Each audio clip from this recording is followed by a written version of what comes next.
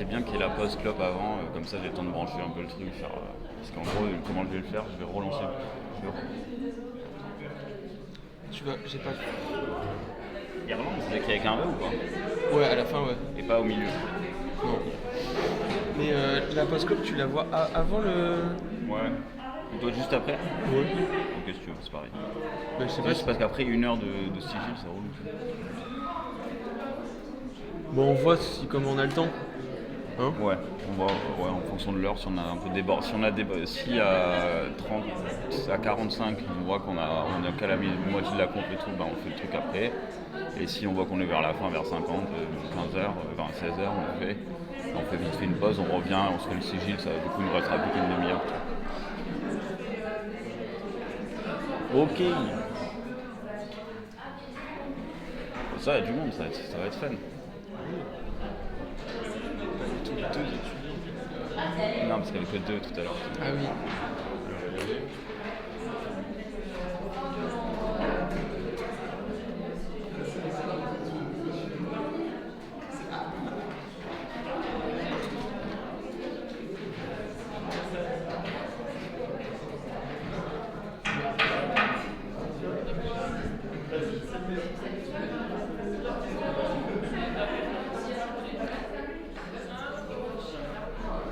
Tu prends une petite photo pour nos archives. Si, comme ils font, tu sais, quand ils font une conf ou un concert. Non, mais tu l'as. Quoi? Tu l'as déjà ta photo. Oui, mais pas avec. Ah, sur le setup, tu veux dire?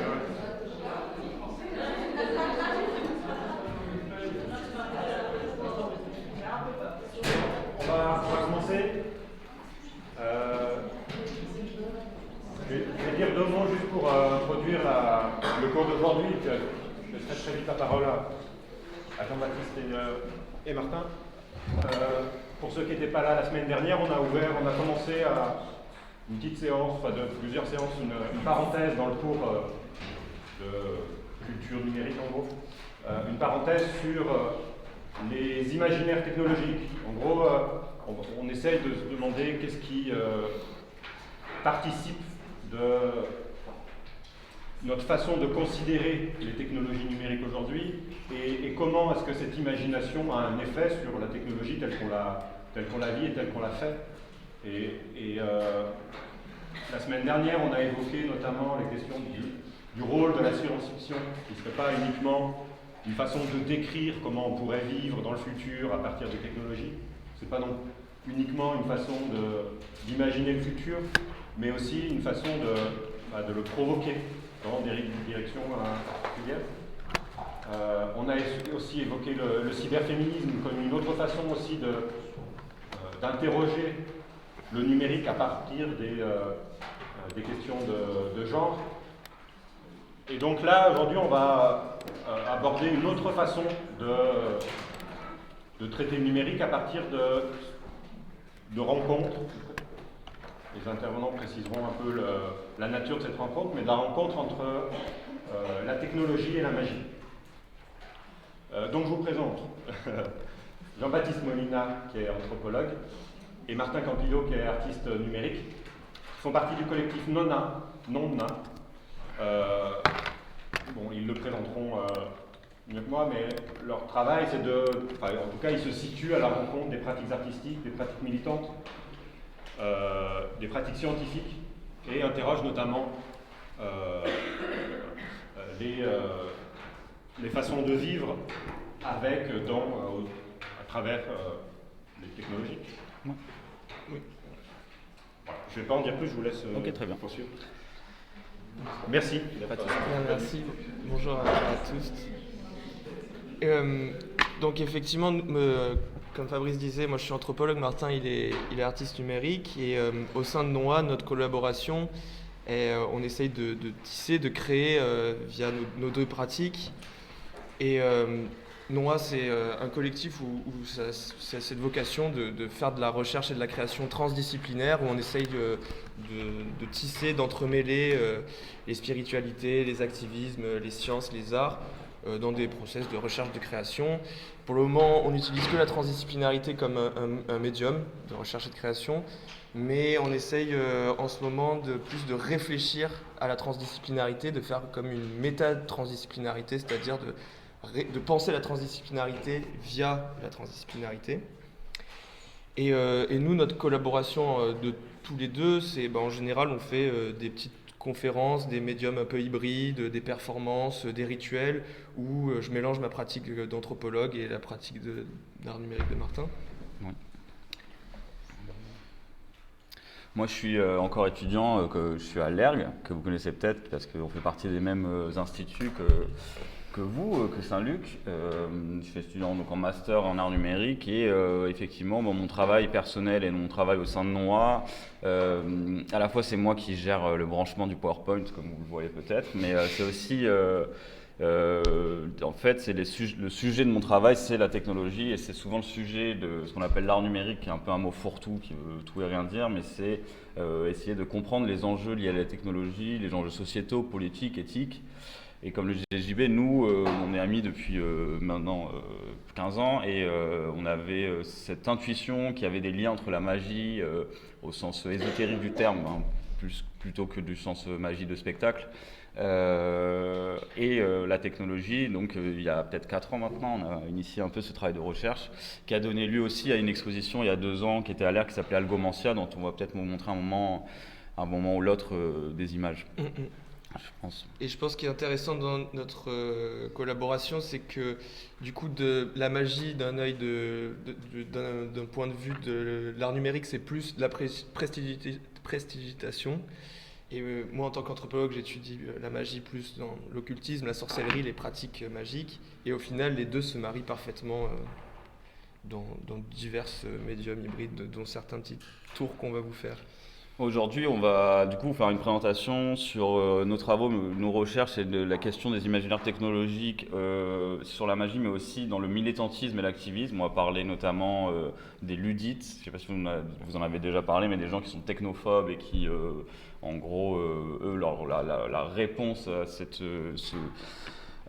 cette emprise de la technologie sur nos vies, c'est une réponse un peu de casse et de sabotage des outils eux-mêmes, mais on va aussi parler d'un activisme qui est plus lié au logiciel libre et à accepter l'état actuel, on va dire, des connaissances pour les utiliser, les comprendre et toute un peu la mythologie du hacker. Donc on va parler de ça, puis ensuite on parlera plus précisément du lien avec la magie. Et on fera une petite séance de divination avec vous qui va mélanger différentes techniques de divination et aussi de la technique numérique. Avant de faire, si vous le souhaitez, avec vous, on va faire un atelier sur les sigils. On vous expliquera ce que c'est. Les sigils, c'est des sceaux au sens qui permettent de sceller, et c'est une technique magique qui est à la fois ancienne mais aussi contemporaine. Et on détaillera un peu tout ça. Tu veux faire un point sur le streaming? Ouais, comme vous le voyez peut-être, on a beaucoup de matériel pour juste une conférence, entre guillemets, parce qu'en fait, on est aussi en même temps en direct sur un site, sur une plateforme de diffusion de streaming, hein, on va dire. Tu veux expliquer un peu pourquoi?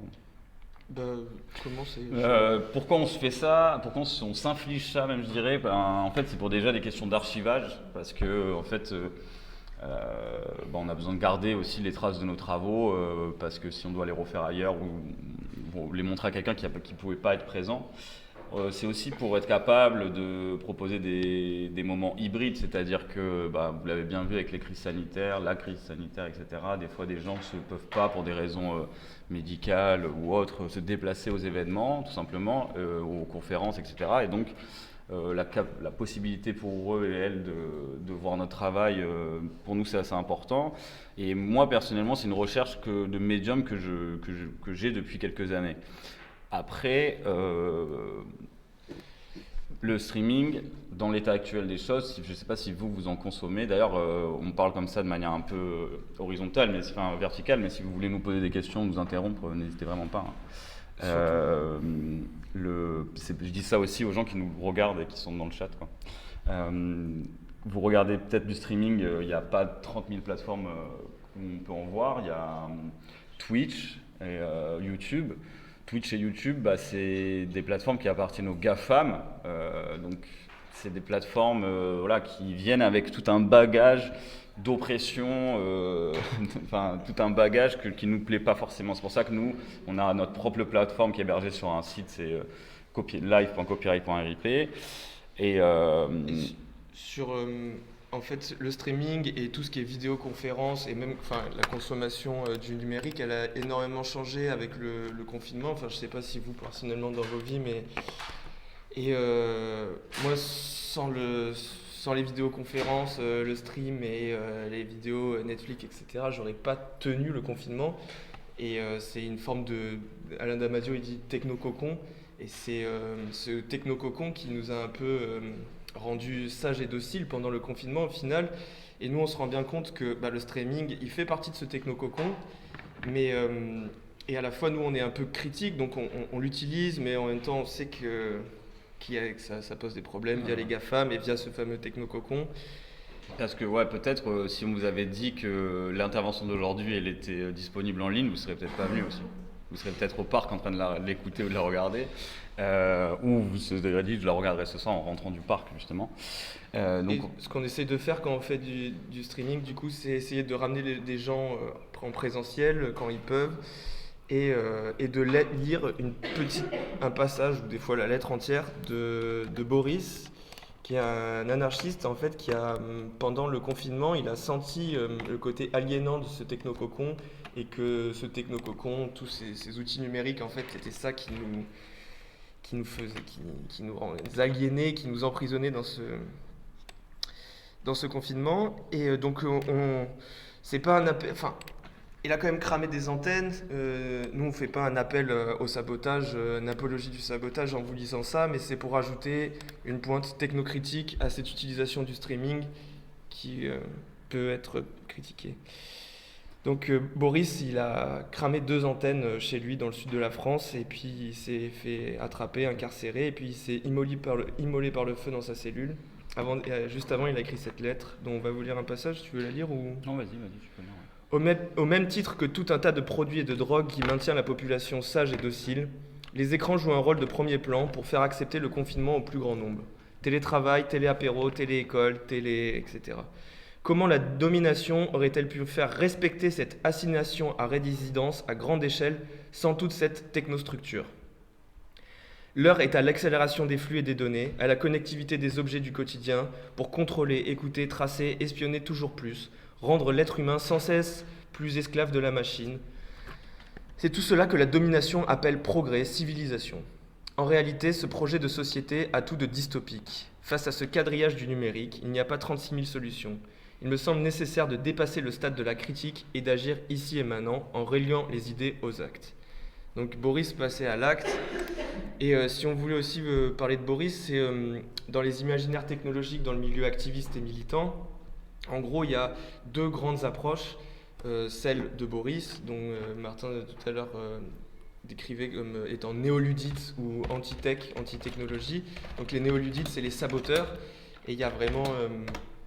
c'est considéré en général comme des terroristes, c'est des gens qui sabotent des machines, qui détruisent des antennes, etc. Si, ouais, je peux faire un point. Je ne sais pas si vous avez déjà entendu ce terme de ludite. C'est utilisé quand on parle de personnes qui sont des néoludites, ou tous les gens qui sont technophobes, techno-réticents ou légèrement réticents au progrès, on les assigne généralement de ce mot-là. Ludite, ça vient d'un quelqu'un qui s'appelle le général Ludd en Angleterre au moment de la révolution industrielle, où les machines pour tisser commencent à faire leur apparition, qui en fait, beaucoup de gens perdent leur métier, un peu comme maintenant on parle tout le temps de la robotisation des métiers. Un général Ludd qui arrive à mobiliser des troupes autour de lui pour aller, en l'occurrence, à l'instar de Boris, casser des machines à tisser, quoi.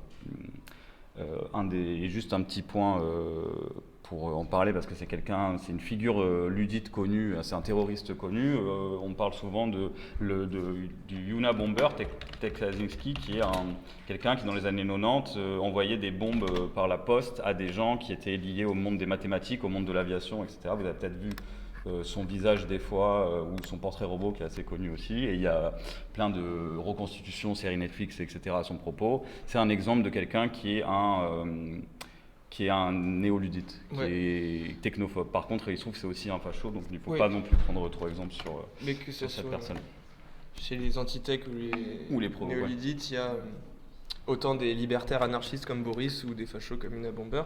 Et le deuxième angle, deuxième grand axe de militantisme technologique, autre que les néoludites et les antithèques, c'est plus, je crois que vous avez parlé dans un cours précédent des hackers, ou aussi les cyberféministes.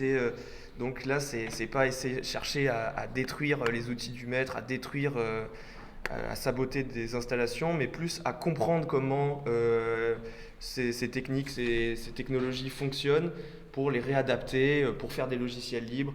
Mais pareil, encore une fois, dans le monde du logiciel libre, il n'y a pas que Ouais, voilà, c'est des schémas qui sont pas. Il n'y a pas des gentilles personnes d'un côté qui sont pour la technologie ou des gentilles personnes qui cassent les technologies d'un côté. C'est un ensemble de valeurs et d'idéaux qui est très complexe et il faut faire un peu attention quand on se balade dans ce monde-là. Mais en tout cas, il y a effectivement plusieurs approches qui est tout simplement de dire est-ce qu'on fait un rejet en bloc de toutes les technologies existantes ou est-ce qu'on décide de se les approprier, de les utiliser quand même et d'en avoir une compréhension un peu plus grande pour qu'elles nous aliènent moins, tout simplement, qu'on en soit moins, à la fois moins dépendant. Les connaître aussi, ça aide à ça.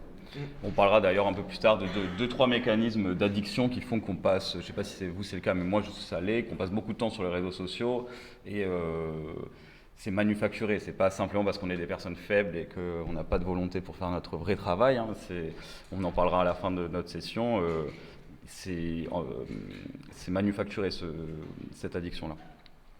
Ouais, c'est pas vous. Moi, le confinement, ça m'a mis des graves addictions numériques. Je jouais pas aux jeux vidéo par exemple avant, je me suis mis à jouer aux jeux vidéo, je consomme beaucoup d'écrans depuis le confinement.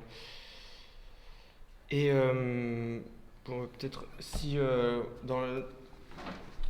en science-fiction, il y a ce récit qui est écrit en 1909 et qui est en fait une critique. Donc c'est La machine s'arrête de Forster et c'est une critique sociale de ce technococon pendant le confinement et il avait envisagé, spéculé sur l'existence de tablettes, d'interfaces en fait qui ressemblent à nos tablettes actuelles et les gens ne veulent plus avoir de contact avec la réalité. C'est devenu has-been, c'est devenu démodé chez les humains de cette époque et donc tout passe par ce technococon, ces plateformes et c'est assez perturbant de réalisme avec ce qu'on a vécu pendant le confinement. Mais on va peut-être sauter quelques trucs parce que je vois que on passe aux imaginaires sorciers. La sorcellerie et la technologie, déjà il y a énormément de technologies actuelles qui sont un peu le fruit de fantasmes occultes plus anciens, de la Renaissance ou encore plus anciens. Et je voulais vous lire un petit passage de ce bouquin qui s'appelle donc Magie et technologie de Manuela de Barros, où elle décrit bien ce lien entre les fantasmes des occultistes de la Renaissance et les technologies actuelles, tout en parlant d'imaginaire, donc en plein dans le sujet de cette intervention. Magie et science représentent en dernière instance des besoins imaginaires, et le passage d'une société à dominante magique vers une société à dominante scientifique s'explique en premier lieu par un changement de l'imaginaire. Donc ça c'est une citation de Couliano.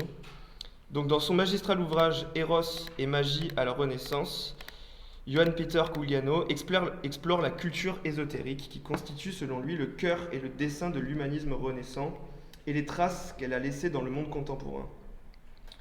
Entendue comme connaissance profonde de l'imaginaire et des mécanismes du désir, l'éros, la magie telle qu'elle est explorée par Pic de la Mérindole, Marcille Ficin ou Giordano Bruno, est un système complexe qui se constitue comme une technique de manipulation mentale destinée à influencer les individus et les foules.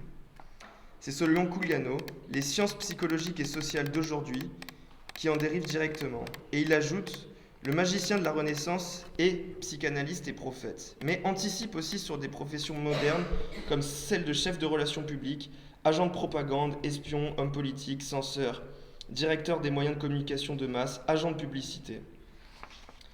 Et en gros, son travail qui reprend un peu des travaux plus anciens sur le lien donc, sur ces fantasmes de la Renaissance de société de contrôle en fait, et les technologies actuelles.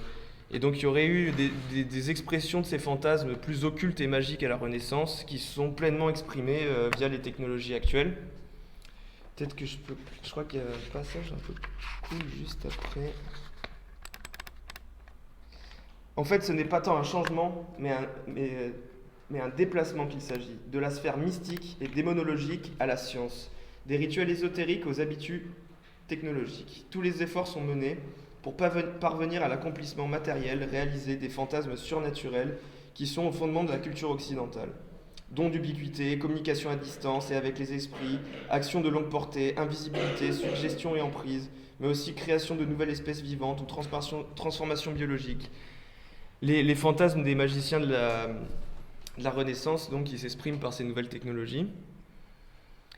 Et il y a plein de liens qu'on peut faire entre la sorcellerie et la technologie. Je ne sais pas si vous connaissez l'auteur de science-fiction, Arthur C. Clarke, qui a établi des grandes lois, 3 lois. Et sa 3e loi, qui est très connue, c'est toute technologie suffisamment avancée et indiscernable de la magie.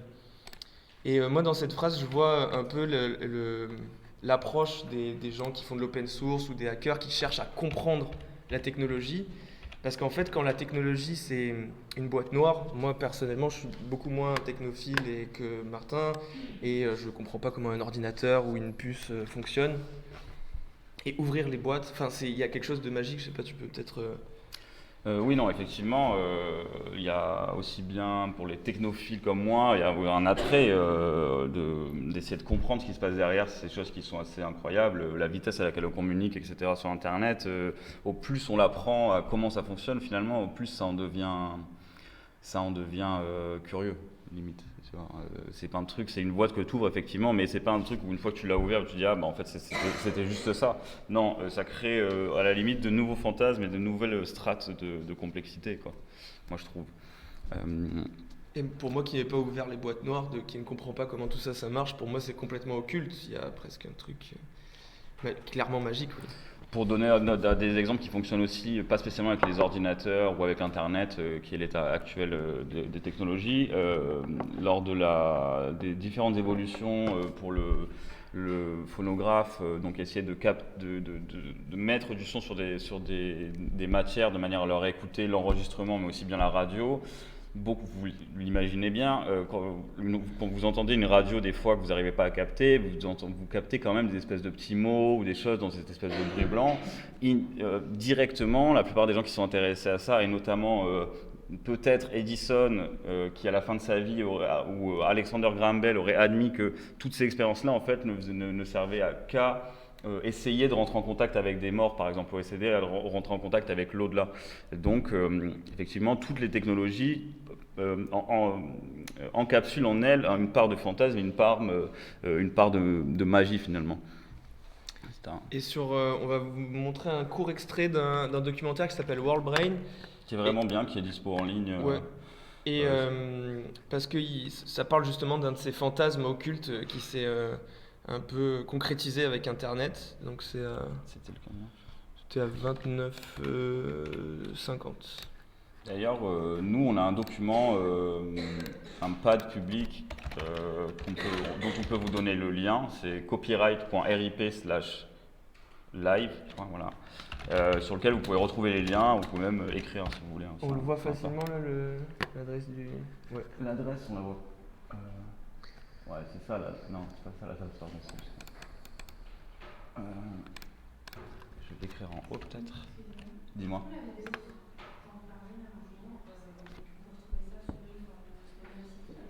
Le site qui est écrit ici, ouais, live.copyright.rip. On va essayer de balancer les infos dessus. Donc là, ça mais du coup, pour accéder à... Attends, parce que c'est pas très visible. Le lien du pad lui-même de ce document, c'est http://copyright.rip/live. Et donc ça, je vérifie juste parce que... Ah ouais, non, pardon. /live en minuscule, pardon. Et après, l'heure suivante, pendant l'atelier, on peut bosser sur ce pad. On pourra utiliser ce document si vous avez... Enfin, on mettra tous les liens disponibles ici. Mais en tout cas, ce reportage, il vaut quand même le coup d'œil. C'est un documentaire qui propose une excursion à travers différentes formes de folklore de l'Internet, comme un mythe, data center, magnétisme animal, la vie intérieure des rats, la connexion des chatons et des pierres dans la noosphère. Le film détourne les codes de la restitution documentaire ou de la fiction pour osciller entre l'expérience onirique et la simulation. Et en gros, c'est à la fois une voix off qui parle sur des images prises sur Internet et des scientifiques qui font de la recherche expérimentale dans la forêt avec Internet. Tu te rappelles l'endroit? Ouais, c'était 29,50. Ok.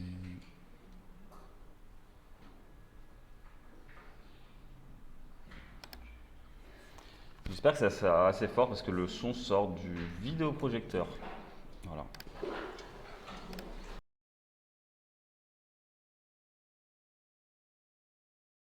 Évoque une performance, un happening, une thérapie de groupe où on évoque une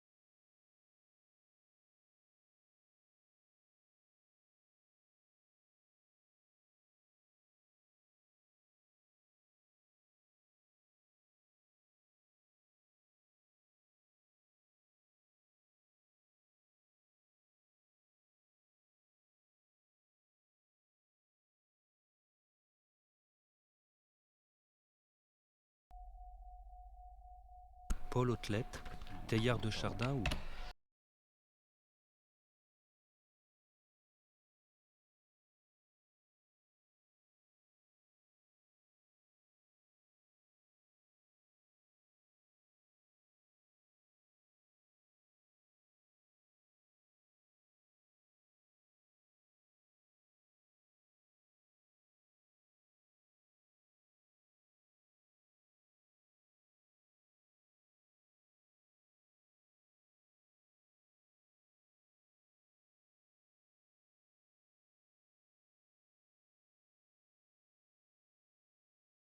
Traders qui brassent énormément d'argent vont parier sur l'évolution du cours du blé, que le blé va augmenter.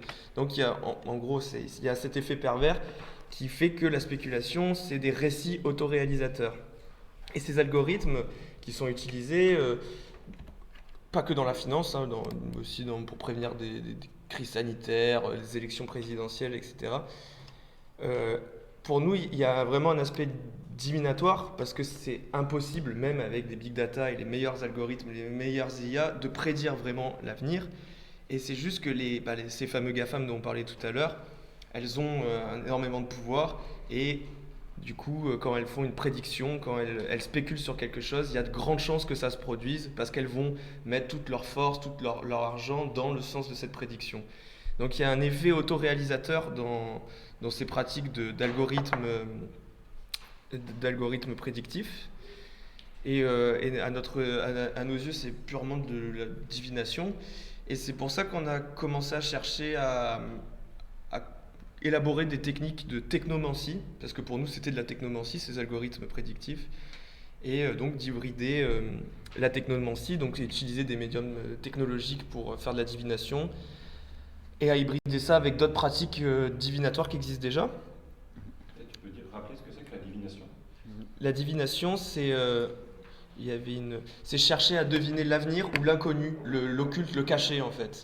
Et donc clairement, en essayant de deviner via un algorithme l'évolution du cours du blé, c'est quelque chose de caché, c'est l'avenir. Et on a voulu, oui, se réapproprier un peu cette pratique de technomancie qui est à l'heure actuelle dans la main des puissants. Et là, vous avez une liste, si vous voulez faire comme nous et hybrider des pratiques techniques de technomancie avec d'autres pratiques divinatoires qui existent. Alors ouais, ça c'est la liste, vous avez déjà vu, j'imagine, je pense que c'est dans un film Astérix peut-être, où tu sais, ils lisent dans le fond de la tasse de bière, ils arrivent à lire l'avenir, enfin bref, depuis la nuit des temps, depuis en tout cas qu'on a des traces, on sait que des différentes techniques sont utilisées pour prédire l'avenir, selon les lieux, selon les techniques et selon les envies aussi. Et cette page Wikipédia, on la trouve vachement intéressante parce qu'elle liste de manière malheureusement pas forcément toujours ultra bien sourcée les différentes techniques de divination. Donc on va vous en lire 2-3 au hasard, parce qu'elles sont toutes plus ou moins marrantes. Ouais, elles sont toutes incroyables. L'allomancie, par exemple, qui est la divination par le sel. Donc, on n'a pas forcément de détails, mais on imagine que... Voilà, il y a une page, apparemment. Ouais.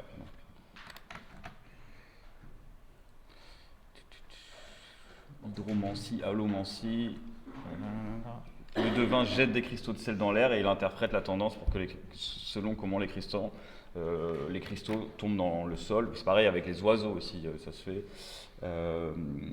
Bibliomancie, la divination par la lecture d'un texte au hasard, par exemple. Après, il y a tout ce qui est la taromancie, que vous connaissez peut-être. Oui. Ça vient du grec, je crois, et il faut que tu ailles sur la page précédente. La page précédente, quoi. Ah non. Comme un divination, comme un manteia. Et divination, donc c'est deviner ce qui est caché, ce qui est dans l'avenir. Pour nous, la divination, il n'y a pas de... Je ne sais pas si vous allez voir des tarologues ou même l'astrologie au final, c'est clairement divination aussi. Oui, c'est le pouvoir du récit en fait. Quand tu vas voir un tarologue, la tarologue, le tarologue ne va pas deviner ton avenir, elle va proposer un récit sur ton avenir, ou même des fois sur passé, présent, qui va avoir emprise sur ton réel en fait, qui va être autoréalisateur ou qui va en tout cas guider un peu ton présent et ton futur. Et pour nous, c'est plus ce qui est intéressant dans la divination, c'est plus ce fameux pouvoir du récit dont vous avez déjà parlé dans les précédents cours, que le fait de deviner l'avenir, quelque chose d'occulte. On a une vision très pragmatique et anthropologique du fonctionnement de la divination et pas du tout mystique. Et donc du coup, nous, on va peut-être après un peu parler de l'occupation là qu'on avait fait à l'ERG qu'on avait appelé Algomancia. Mais on avait construit au sein de cette expo, parmi tout ce qu'on proposait, on avait construit une installation non, c'est plus bas, je crois, qu'on a appelé d'algomancie, qui mêle donc la technomancie, la molybdomancie, qui est la divination par le plomb. Là, on a des images. Je sais pas si tu veux décrire. Ouais, en fait, donc nous, ça mêle différents trucs. Ça part de molybnomancie. Molybno, c'est la racine qui veut dire plomb, j'imagine. C'est un truc qui donne des formes comme ça, qui est pratiqué actuellement en Allemagne et en Turquie, de ce qu'on sait. Où en fait, le principe, c'est de faire fondre de l'étain, de faire fondre du plomb, mais bon, maintenant c'est un peu galère à trouver du plomb, donc on fait fondre de l'étain, mais le résultat est plus ou moins identique. On fait fondre de l'étain. En Turquie, je crois qu'ils jettent la boule en fusion de plomb ou d'étain par-dessus ta tête qui est couverte d'un châle, quoi. Et d'un récipient en eau. Et ça tombe dans un récipient en eau, et en fait, c'est selon la forme que tu peux interpréter, proposer une divination à la personne à qui tu tires le plomb d'une certaine manière. L'autre qu'on utilise aussi dans ce dispositif-là, c'est le Yiking, qui pour le coup est beaucoup plus très ancien, quoi. Ouais. Pour nous, ça faisait vraiment sens d'utiliser le Yiking dans cette install et dans une pratique de technomancie, parce qu'en fait, c'est le premier système binaire, et Martin il va vous parler un peu plus, qui est à la base de l'informatique actuelle en fait. Et donc binaire, c'est 0 et 1. Peut-être que tu lis ça. Ouais, juste comment fonctionne le hacking. Là, on n'a pas d'image de séance de hacking, mais en fait, il va s'agir de jeter des pièces qui ressemblent à ça. Je ne sais pas si l'image est en bonne qualité. Hop. Pile ou face, quoi. En fait, tu jettes des pièces, et comme toute pièce, il y a une pile et une face, et tu en jettes 6 d'affilée. Et en fonction de si ta pièce est pile ou face, tu vas tirer un trait ou 2 traits. C'est pour ça que ça donne des hexagrammes qui ressemblent à... J'essaie d'en trouver un où c'est un peu clair. Là, on a... hop. Ça donne un hexagramme, donc ça veut dire que c'est un symbole qui est composé de 6 sous-symboles, quoi. Où là, la personne qui a tiré cet hexagramme-là a fait du coup pile, pile, face, pile, pile, pile. Ensuite, après ce tirage, vient le livre des mutations. Parce qu'il y a un livre d'interprétation, au même titre que le tarot, où tu as, en fonction de tes tirages, des livres d'interprétation qui te disent si tu as tiré ces cartes-là, eh bien, ça veut dire ça. Ça veut dire que. Ça interprète. Voilà, c'est un truc d'interprétation. Donc, nous, notre dispositif, il utilisait. Attendez, juste, je ne me retrouve pas dans mon. Il utilisait la molybdomancie. Ensuite, avec un système de micro, on récupère le son que fait le métal en fusion dans l'eau. Ce son-là, on le redécoupe pour savoir en fonction des hauteurs de son, est-ce que c'est comme si on avait tiré pile ou face, et ça nous permet de créer un hexagramme viking. Et on a travaillé avec une tarologue, quelqu'un qui... Tu veux en dire plus sur nos interprétations, quoi, après? Non, pas sur les interprétations, parce que je voulais rentrer sur le rôle du viking dans l'informatique actuelle. Donc c'est pour ça que je voulais que tu dises un mot sur le binaire, parce que Bah oui, vous le savez, vous l'avez certainement entendu, ou à la télé ou n'importe où, les ordinateurs fonctionnent avec des 0 et des 1. Pourquoi? Parce qu'on s'est rendu compte que c'était la façon l'historicité des ordinateurs, de comment on en est arrivé là d'une certaine manière, fait que ça a été beaucoup plus pratique, aussi bien pour des questions de communication que de calcul, d'avoir des opérations mathématiques qui soient réduites à 0 ou 1.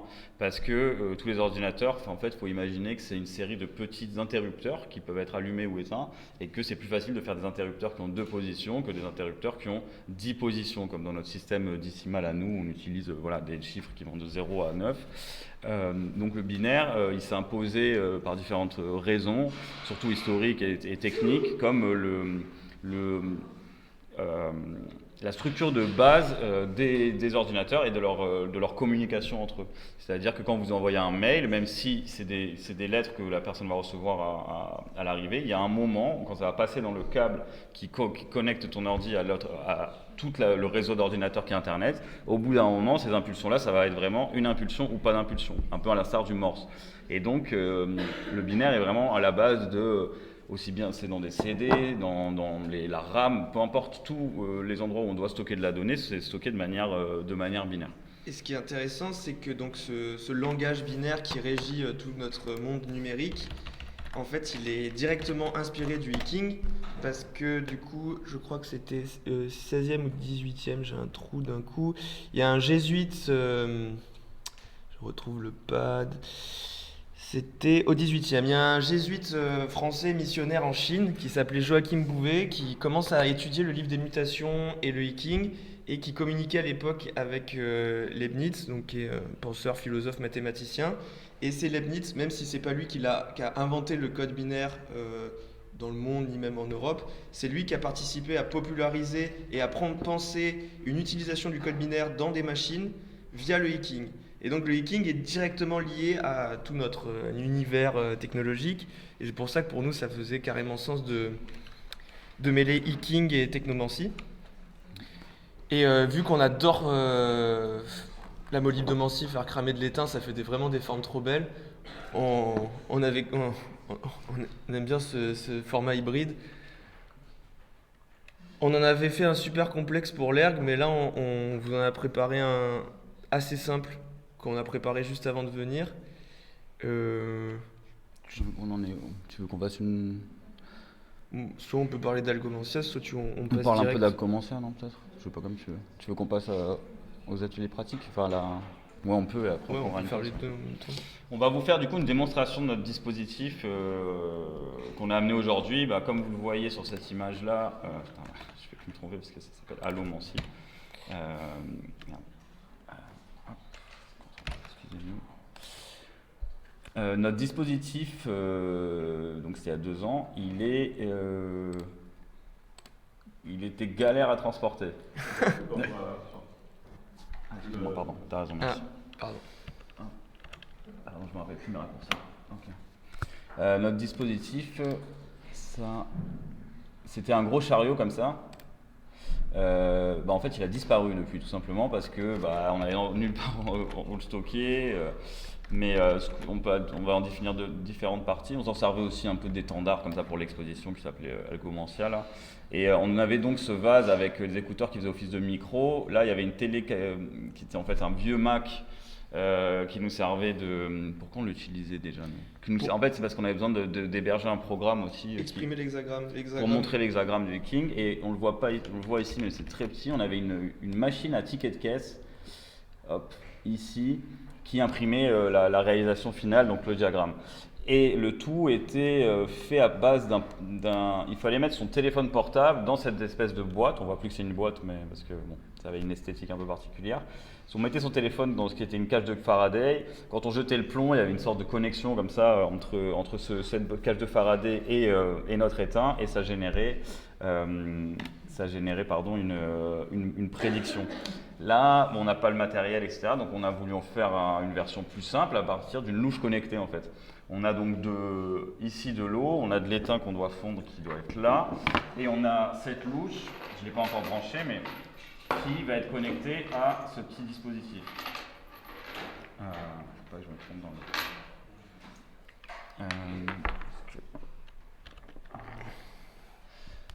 ce petit dispositif qui est en fait une puce Wi-Fi qu'on retrouve par exemple dans des balances connectées, des choses comme ça, ou des cuiseurs ou des frigos connectés. C'est une puce qui permet de connecter un objet à du Wi-Fi.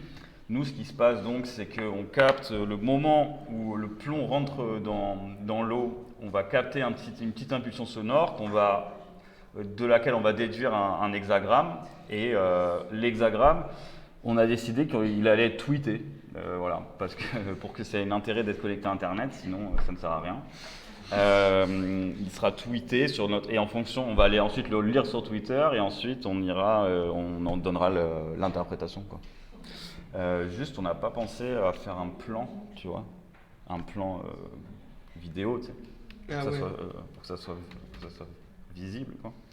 On va le faire maintenant, de toute façon. Donc là, il est 16h, on va juste montrer ça à 5 minutes, ensuite on prendra une pause, si ça vous dit qu'il fait quand même beau. Et après la pause, on fera un petit atelier, on représentera les sigils, et ce dont on parlait, qui sont des... Ah mais tu la connectes avant. Je vais la connecter avant, ouais. Juste, tu sais où tu vas te mettre, toi? Non, dis-moi. Non, mais c'est juste, il y a un truc, il y a un truc qui bouge pas au moins, tu vois, pour qu'on sache. Genre par exemple ça, le pot. On se met là quoi. Ouais, on se met là, mais c'est juste, il y a au moins ça qu'on voit, tu vois. Ouais. Si on voit le pot, c'est bien, non, moi je pense. Qu'est-ce que t'en penses? Ok, bon, c'est un peu ésotérique, mais donc alors. Tiens, je vais te mettre là-bas, comme ça je vois la longueur du câble. Au pot là? Ouais, mets-toi debout. Ah, j'ai pas de feu.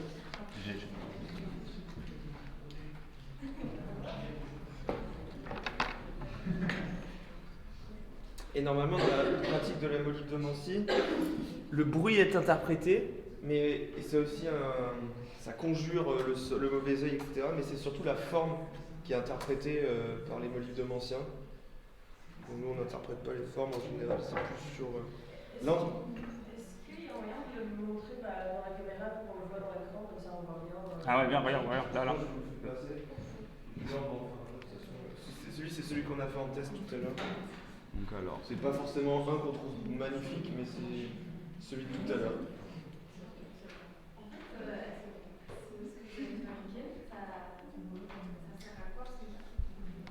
En fait, dans la pratique de molybdomancie classique, on va dire, cette forme elle est interprétée par la personne qui fait la divination et tu vas poser une question, comment faire pour soigner mon addiction à Instagram et la personne va te dire il va falloir que tu fasses ça, si ça, selon la forme du...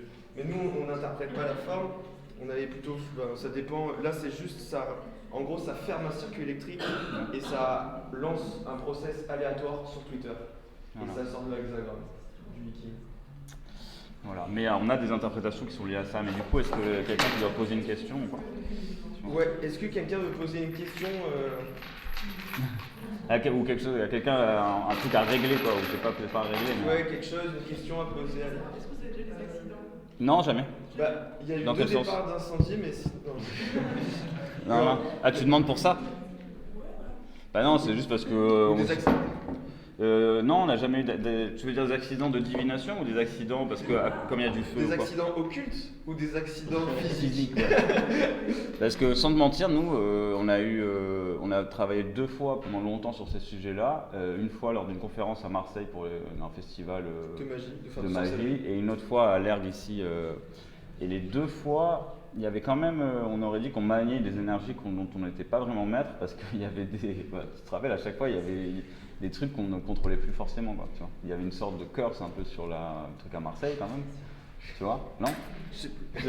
Mais des accidents, non, normalement, ça devrait aller. Donc, ça risque de cramer. C'est de l'étain, donc c'est ce qu'on utilise pour faire des soudures électriques et des petits trucs de bijoux très légers. Ça coûte super cher. Donc, Tu lances? Ouais, tu peux lancer.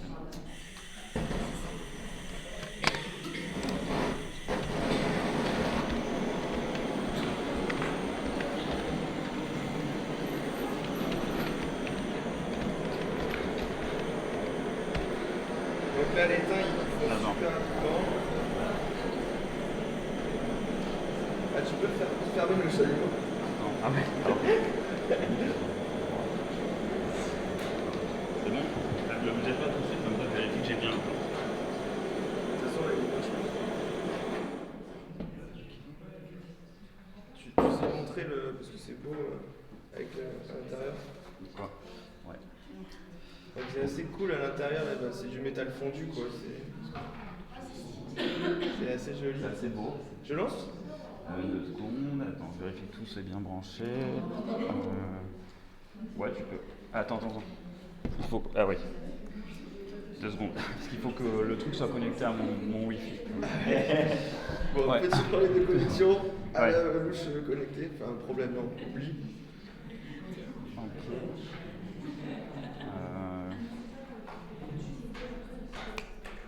Ils sont encore bons ou tu Oui, c'est encore bon, ça. Ok. Attends, je vérifie juste d'être sûr qu'ils se connectent. Et en fait, ça Ouais, ferme le circuit en fait. Quand l'étain touche l'eau, c'est Vas-y, juste que ça fait comme un interrupteur en fait. Tu peux le faire. Et là, en gros, c'est comme si on avait appuyé sur un interrupteur, ça lance un process aléatoire et ça tweet un hexagramme du leaking sur Twitter. Non. Normalement.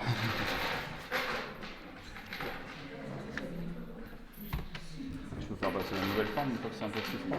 Ouais. Bon, la nouvelle forme, elle a pas l'air fun. Ah si.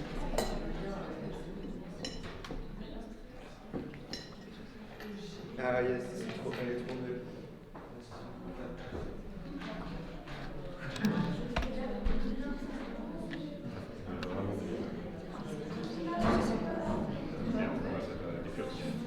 Ça?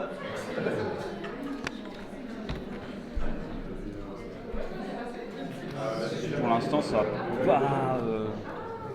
C'est pas grave.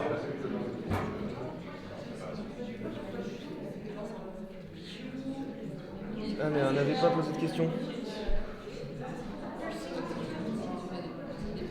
C'est pas grave.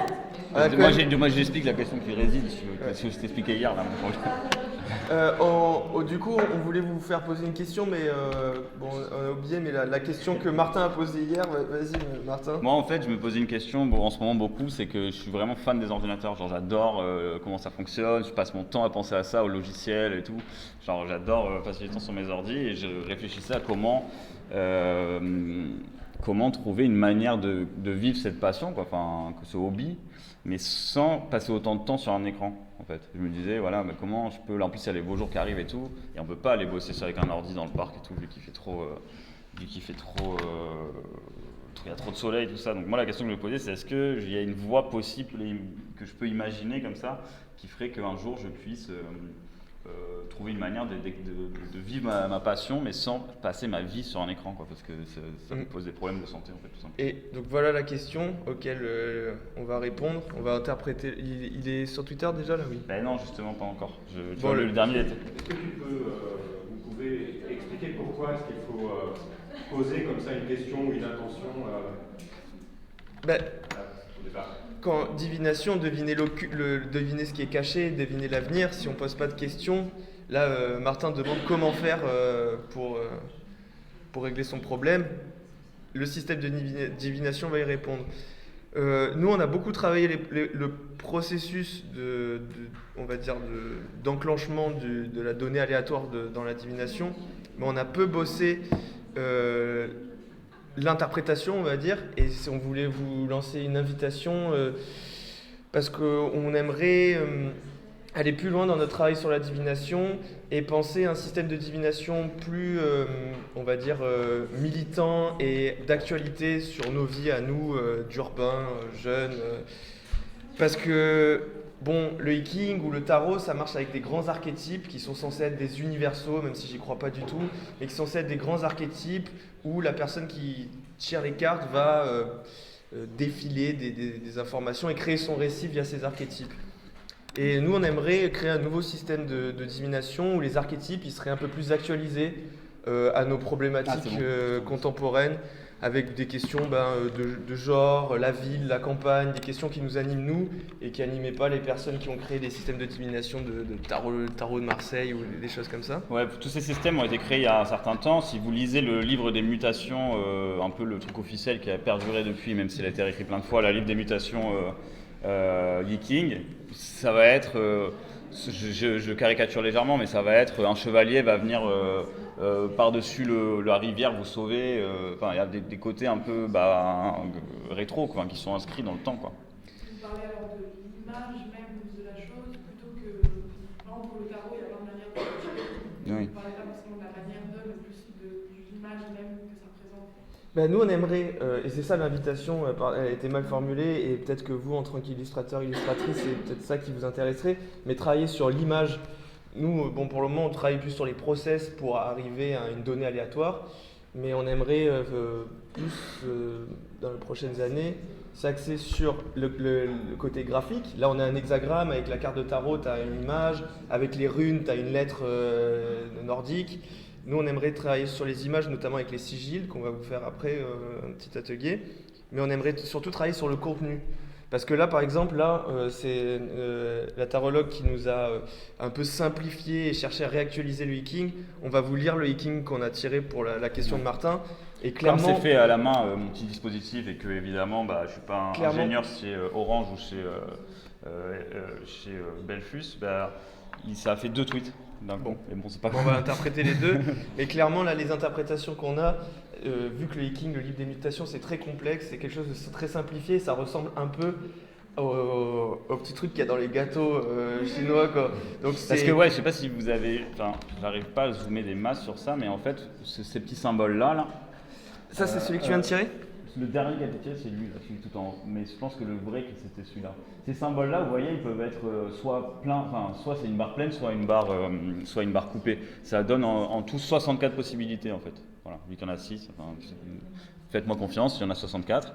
Et donc, ça veut dire que pour les 64, il faut faire ce travail de remise au goût du jour ou une nouvelle relecture. Après, le tarot, tu me coupes si je me trompe, mais je crois que pour un même jeu, tu as pas mal de types de lecture. Enfin, tu vois, pour un jeu de tarot, ça peut être il y a quand même des grands archétypes. Ouais.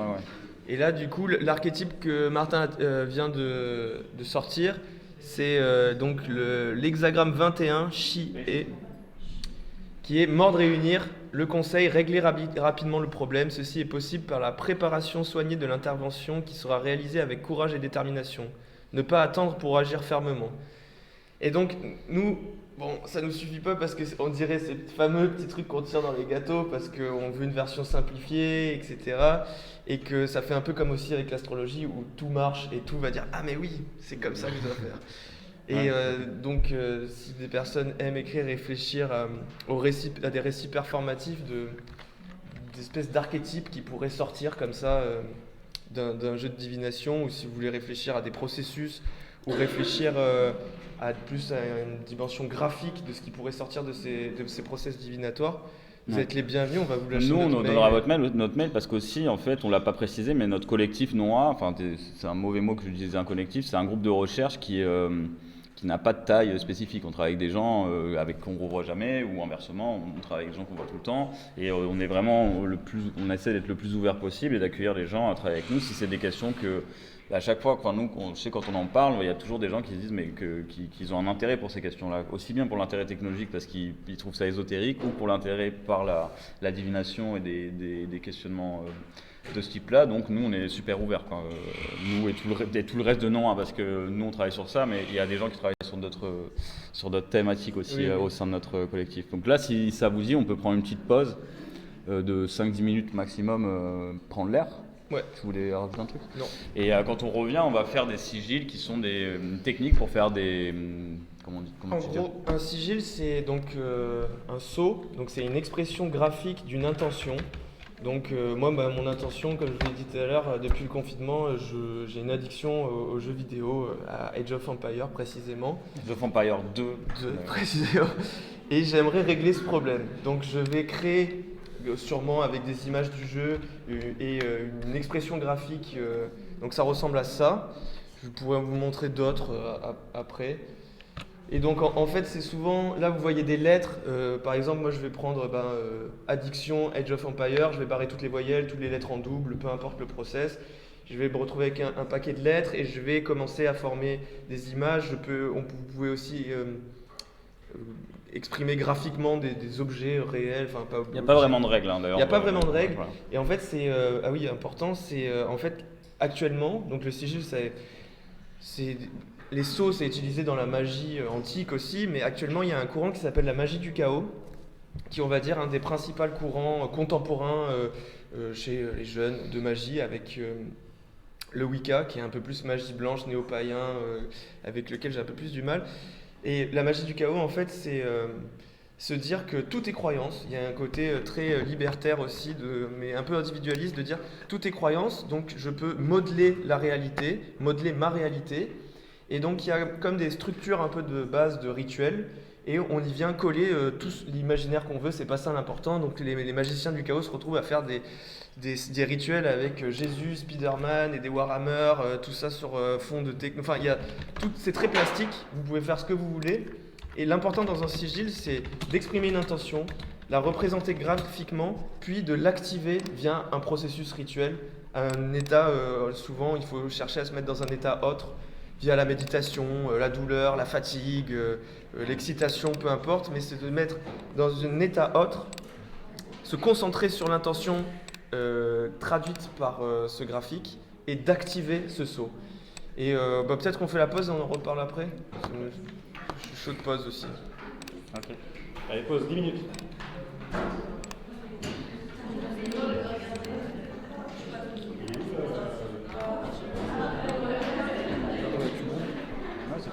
Non, mais là, il y a au moins 3-4 personnes. Allez. Personne ne parle, mais je pense qu'il y a Madeleine par exemple. Coucou ma douceur. Ah ouais, merde, j'ai oublié. Michel, si tu me regardes. Quoi Michel, si tu me regardes. Je peux te prendre une cigarette? Ouais.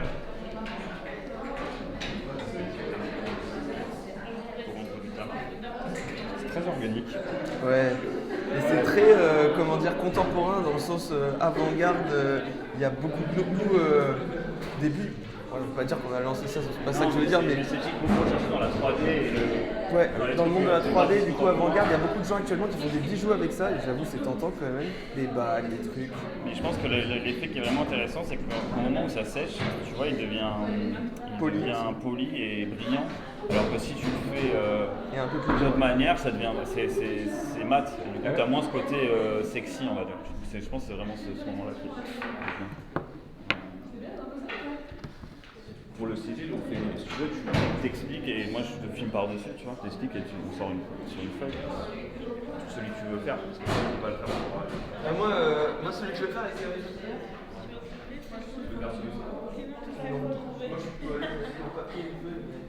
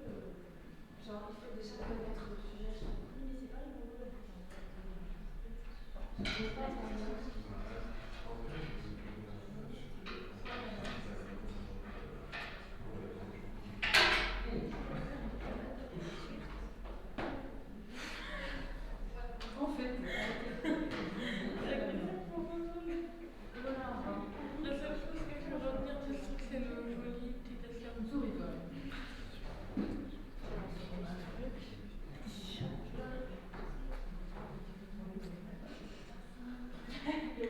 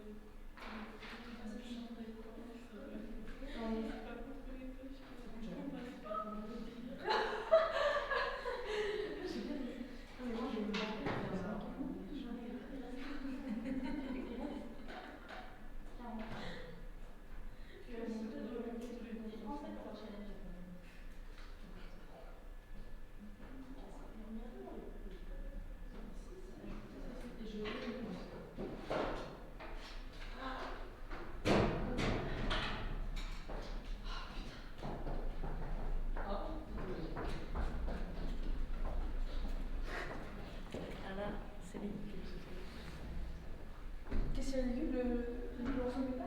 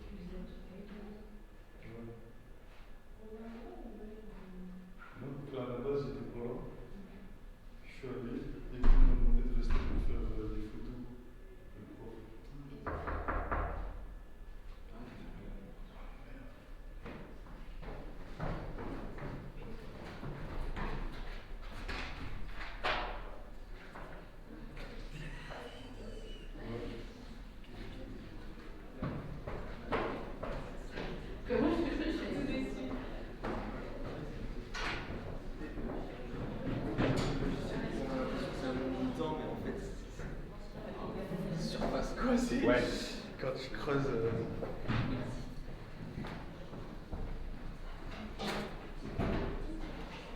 C'est le monde de l'open source qui est moins militant peut-être. Par rapport au libre.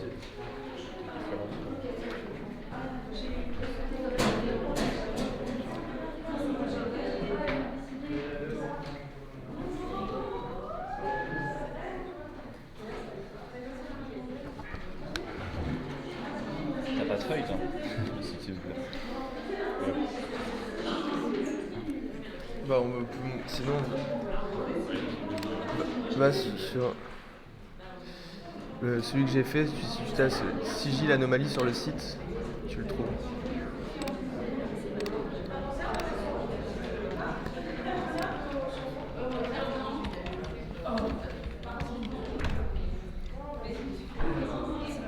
Si là tu tapes sigil anomalie, t'as le dernier que j'ai fait. Et peut-être que l'intention est trop compliquée. Ouais, c'est ça qui m'inquiète. Ouais. On n'a pas dans Algomancia des images de ce qu'on aurait fait ou pas? Bah, on n'a pas fait de sigil, on a fait un atelier sigil, mais on a parlé de sigil, mais on n'en a pas fait. Ah ouais?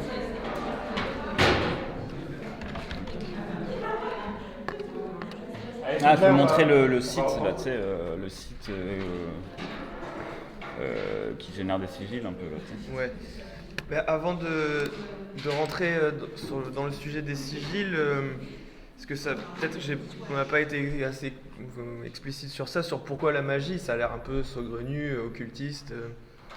Nous, on a je l'ai dit tout à l'heure, mais je vais le redire, pas du tout une vision mystique de la magie. On pense pas qu'il y a des esprits qui viennent. On a une vision assez pragmatique et anthropologique. Et moi, la divination, personnellement, donc je suis anthropologue, j'ai fait des terrains avec des vaudous, et j'ai étudié ça du prisme de l'anthropologie, donc quelque chose de très scientifique, pragmatique. Et la magie, malgré cette connaissance qui met un peu de côté les esprits, etc., elle a fonctionné sur moi. Et via un rituel de divination dans la brousse au Togo, ma vie, elle a entièrement changé. Si je suis là aujourd'hui à vous parler, c'est sûrement grâce à ce rituel. Malgré que j'ai une interprétation très concrète, très pragmatique, et cette explication concrète et pragmatique de la magie, c'est le pouvoir du récit dont on parlait. C'est la divination, comme je vous disais, on vient vous donner un récit, et ce récit, il impacte sur le réel. Et donc on revient au sigil. Donc je répète, le sigil, c'est une expression graphique d'une intention. Je sais pas, vu qu'on est parti un peu sur les addictions numériques, je sais pas si vous en avez, mais je pense logiquement que vous en avez. C'est sur Instagram, les jeux vidéo, le porn, Facebook, je sais pas, elles sont multiples, le scroll. Et peut-être formuler une intention pour se soigner de cette addiction, essayer de l'exprimer graphiquement.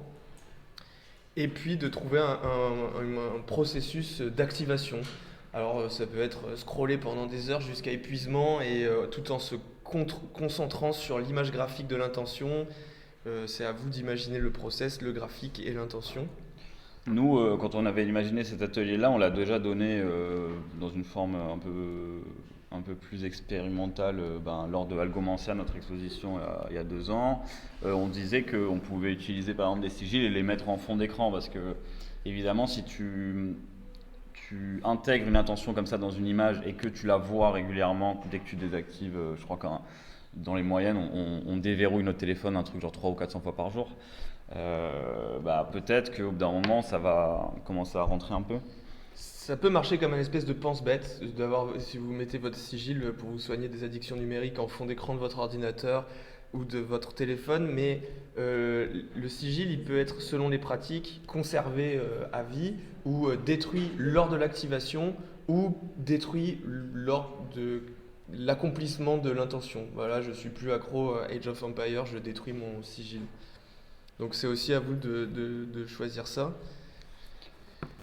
Et moi, le dernier que j'ai fait, mais l'intention est un peu obscure, donc je vais peut-être pas m'attarder sur ça, mais moi j'aime bien en faire avec des trucs assez graphiques à l'intérieur, mais il y a souvent ce truc, là il y a Égrégore altermondialiste, où j'ai enlevé les voyelles en fait, et où je formule, où je mets juste les consonnes. Mais en général, l'intention est toujours un peu exprimée avec quelques lettres. On a aussi, on ne s'est pas étendu trop dessus, mais il existe des gens qui ont une pratique magique qui est exclusive au numérique, c'est-à-dire qui utilisent que nous, on utilise des techniques analogiques, on va dire, de divination mélangées à des techniques numériques, mais il y a des gens, notamment par exemple des gens qui lisent l'avenir dans la neige de télé, par exemple, ou des gens qui font des sortes de rituels sous conférence Zoom.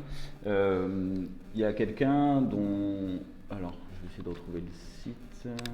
Sur ce site Technomancy 101, Advanced Cyber Magic for Beginners, il y a effectivement beaucoup de logiciels et beaucoup d'exemples de rituels de ce genre où tout est inclus comme ça dans l'ordinateur, tout est lié à l'ordinateur. Et le site est une ressource assez incroyable. Sur ce site, l'auteur de site a développé des petits logiciels, notamment pour les sigils, comme Sigil Pen.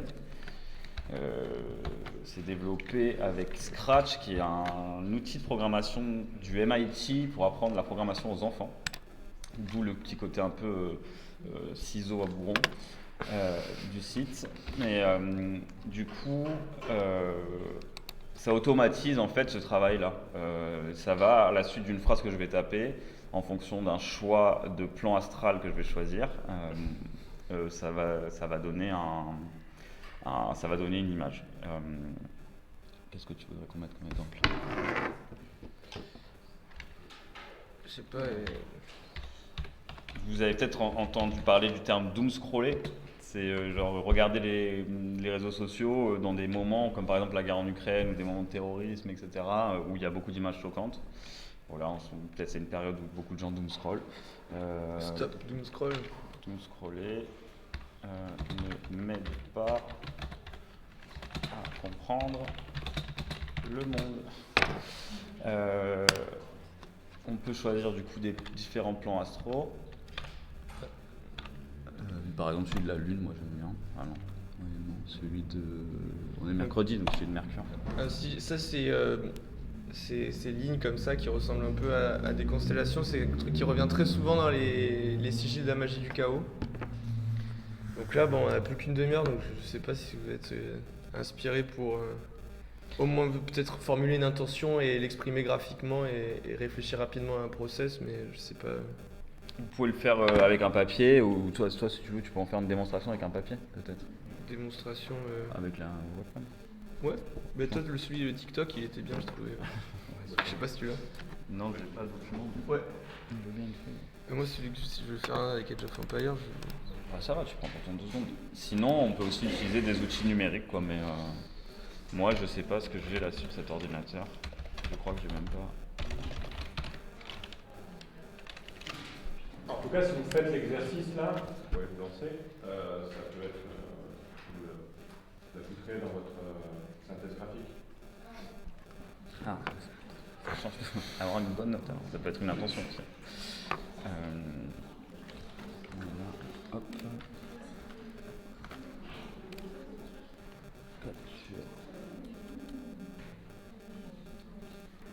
Capture de fenêtre.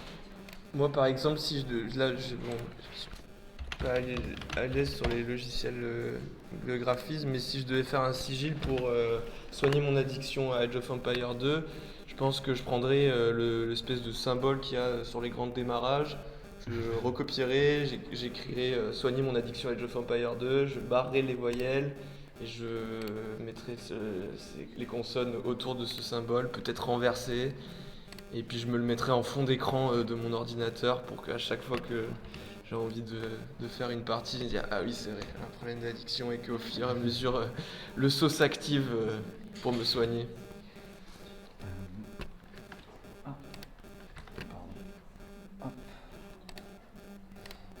Capture de fenêtre.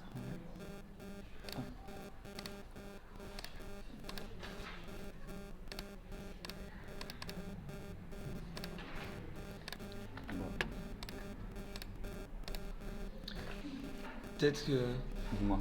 sur les addictions numériques, il y avait quand Ouais. même. Ouais, ça c'est un sujet, je sais pas si ça vous intéresse ou si peut-être que vous le vivez pas du tout, mais Ça m'étonnerait quand même, je sais pas. Non, mais dans le sens, vous avez des addictions numériques, non? Ou pas du tout.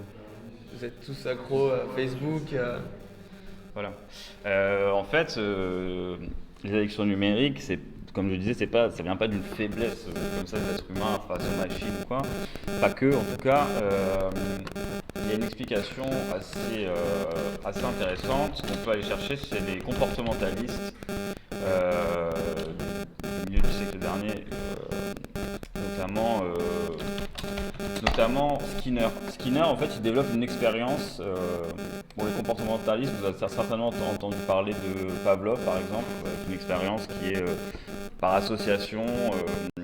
On donne à manger à un chien à chaque fois qu'on sonne une cloche. Quand on va sonner la cloche, le chien il va se retrouver devant la gamelle parce qu'il a faim. La boîte de Skinner, en fait, je vais vous le raconter moi parce que dans des termes moins scientifiques, c'est plus clair à comprendre. C'est on met un animal, un pigeon ou un rat dans une boîte sur laquelle on a du contrôle. Le pigeon, il peut appuyer sur l'interrupteur pour avoir à manger. Donc quand il a faim, le pigeon, d'un moment, il découvre seul qu'en faisant ça, il peut manger. Il le fait quand il a faim. Au bout d'un moment, la satiété monte d'une certaine manière et il a plus faim, donc il arrête de manger. Skinner, là, sa découverte en fait, c'est que quand on rajoute une variable aléatoire dans ce mécanisme de bouton, c'est-à-dire que parfois quand le pigeon appuie, on lui donne à manger des graines, parfois non.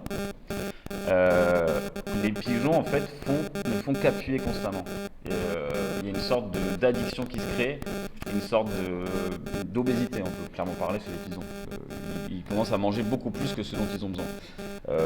Ce système de boîte de Skinner, en anglais Skinner Box, il existe dans quasiment tous les dispositifs addictifs auxquels vous pouvez penser. Une machine à sous par exemple, c'est un bon exemple. Tous les gens qui sont accros au jeu savent pertinemment que le temps qu'ils passent à jouer au manchot ou à jouer au poker, peu importe, ce temps-là, s'ils devaient travailler au lieu de ce temps-là, ils gagneraient beaucoup plus d'argent. Les gens le savent, mais malgré eux, ils n'arrivent pas à s'arrêter de tirer la machine, de relancer la roulette. Comment ça s'opère dans les réseaux sociaux? Moi j'entends Facebook, TikTok, Instagram, Twitter aussi. Comment ça s'opère? Comment les géants de la Silicon Valley et les psychologues qui travaillent avec ces entreprises-là ont trouvé la manière comment ils font pour qu'on reste constamment sur notre téléphone? C'est avec ce même système-là, c'est-à-dire l'algorithme, l'intelligence artificielle, la big data, c'est pertinemment quels articles vous voulez voir quand vous vous connectez sur Facebook. Il sait très bien le top 10 des articles les plus pertinents pour vous. Que ce soit des photos d'amis, que ce soit des articles en fonction de... Moi j'adore l'informatique et l'open source, il va savoir, il le sait très bien Facebook, donc il devrait me montrer ça. Au lieu de montrer ça, il dilue ces informations d'intérêt qui nous stimulent, qui nous donnent de l'intérêt, qui génèrent un peu de dopamine dans le cerveau. Il le dilue dans des informations et des posts qui sont beaucoup moins intéressants. Pourquoi? Parce que quand je prends Instagram ou Twitter, les 10 premières images que je vois, c'est que des choses qui m'intéressent. Je vais être rechargé d'une certaine manière, j'aurais déjà assez dépensé de dopamine et je vais m'arrêter, je vais être satisfait d'une certaine manière. En nous donnant pas cette satisfaction, en nous disant, en fait, continue à scroller parce que tu vas avoir ta petite recharge de dopamine qui va arriver, et on continue à scroller en ouvrant plein d'onglets qu'on ne lira pas. Alors que si on n'avait que 10 posts qui nous concernent, on ouvre 10 onglets, on les lit, notre journée de scroll est finie, on peut passer à autre chose. Et à partir du moment où on comprend ce mécanisme-là, que déjà les réseaux sociaux ne sont pas nos amis, mais sont là pour qu'on passe beaucoup de temps à les consommer, pour pouvoir, vous savez très bien comment ça fonctionne, c'est juste pour pouvoir nous glisser une pub entre quel poste, et qu'on sait que malgré la curation qu'on fait dans ce qu'on follow ou dans les pages qu'on suit, etc., ils vont trouver des manières de nous donner du contenu qui nous intéresse moins. Moi, je trouve, d'apprendre ça, en tout cas, ça m'a permis un peu pas de me rassurer en me disant, moi, c'est pas de ma faute si je suis accro au téléphone, mais de comprendre que c'est un vrai dessein, c'est une vraie intention de la part des développeurs de Facebook et c'est Facebook qui prend cher, mais ça marche avec n'importe quel système d'addiction qui sont sur les réseaux. Il y a une technique qui est pas très magique mais qui marche. Par exemple, vous l'avez déjà entendu parler, il y a le fait d'avoir un timer sur son téléphone qui vous laisse utiliser Instagram une seule heure par jour, par exemple. Donc ça marche jusqu'au moment où tu le désactives toi-même. Et il y a une autre technique qui marche pareil pour un court temps, c'est de déplacer sur son téléphone l'icône, de la mettre ailleurs, sur une seconde page, par exemple, ou dans un groupe d'icônes. En fait, en faisant ça, vous allez voir que beaucoup des moments où vous consultez ces réseaux sociaux, ce sont des moments quasi inconscients de cerveau reptilien. Où c'est genre, tout ton tel, tu vas taper, enfin tu vas direct trouver. Donc si tu le déplaces et que quand tu tapes, bah, tu tombes pas sur Instagram déjà, tu vas avoir cette petite chance de t'en sortir. Et que tu tombes sur un sigil qui est censé soigner ton addiction à Instagram. Voilà. C'est pour décupler les effets. Et c'est le cas, je sais, moi je l'ai vécu en tout cas comme ça avec l'arrivée de TikTok et des réels sur Instagram et des YouTube Shorts. On arrive un peu à un point, pas de non-retour, mais un point quand même assez élevé d'addiction où vraiment, moi, tous les gens à qui j'en parle autour de moi, des gens qui ont des usages numériques très divers et qui sont très geeks, parfois pas du tout, tous les gens qui ont ça et qui consomment me disent ouais, moi j'ouvre ce truc, sa machine à réel ou quoi, ou sur TikTok, je vais scroller 30 minutes ou 40 minutes sans m'arrêter alors que ça ne m'intéresse clairement pas, tout ce que j'y vois. Donc si un sigil ça peut aider à un peu calmer. Tu sais formuler TikTok en sigil comme tu me fais hier? J'ai kiffé. Ouais, si tu veux, mais. Tu te rappelles plus où il est? Ben. Si, je pense que je l'ai là. Mais Bah, la règle qu'il faut quand même suivre, c'est formuler une intention. Là, nous, on a donné cette piste d'addiction. Ça peut être d'autres choses. Mais ça peut être ce que vous voulez. Hein. Formuler une intention, l'exprimer graphiquement et établir un processus pour activer ce saut. Et en général, donc, on parlait d'inconscient avec les chaotistes, donc ceux qui pratiquent la magie du chaos. Et elles disent qu'il faut rentrer dans un état de gnose pour activer le saut. Et donc ça peut être la méditation, clairement. Bon, les chaotistes, ils utilisent beaucoup la masturbation, mais ça peut être l'épuisement, ça peut être plein de trucs, de choses qui te mettent dans un état second. Et l'important, c'est, par exemple, si tu décides d'activer ton saut via l'épuisement sportif, eh bien, durant ta course de 5 heures, tu vas penser... tu vas te concentrer comme une espèce de méditation concentrée sur la forme graphique qui exprime ton intention. Et donc il y a juste cette grande structure de formuler une intention, l'exprimer graphiquement et l'activer via un processus qui met dans un état un peu second, qui peut être juste de la méditation au final. Et un sigil, c'est toujours une forme circulaire comme ça avec des Non, éléments à l'intérieur, non. Des formes de dessin très diverses. Alors, là on a... Je peux le mettre un peu. Ouais, je sais pas si on voit bien, mais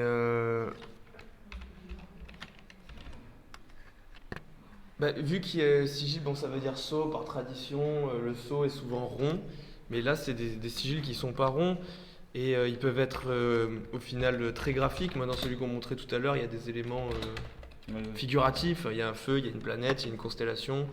On n'est pas obligé d'être dans l'abstrait. Ça, c'en est un inconnu aussi. Lequel? Lui? Ouais.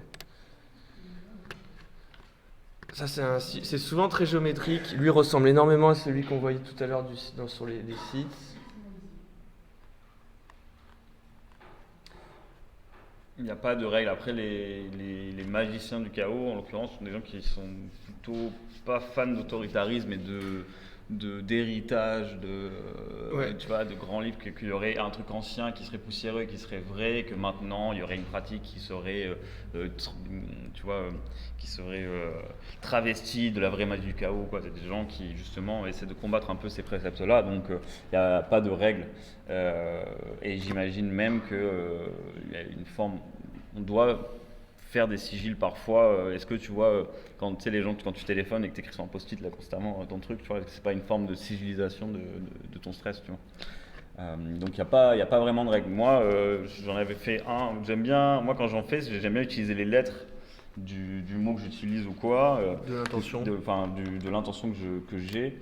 Et genre, quand j'en avais fait un, pour vous montrer un exemple hier à JB, j'avais fait un où là, je sais pas si vous allez voir, mais C'était sur TikTok parce que bon, il se trouve que j'ai plus TikTok, mais bon, pour moi les réels c'est la même chose.